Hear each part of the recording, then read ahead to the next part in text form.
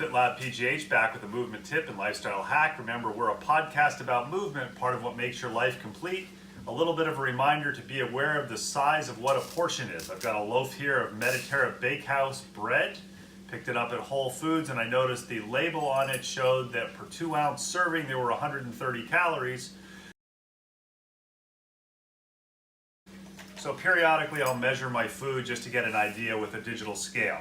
And what I found from this loaf of bread, I cut 2 different slices, I cut the heel, and this is about an ounce, so this is about 65 calories right here. A little bigger piece of bread, that's about 130 calories. And by knowing that, I can take the rest of this loaf of bread and I can divide it into the serving size that I want. I like to use a bread knife and cut my own bread so I can get a reminder of how big my servings are and so I can control my portion sizes. Another movement tip and lifestyle hack from FitLab PGH.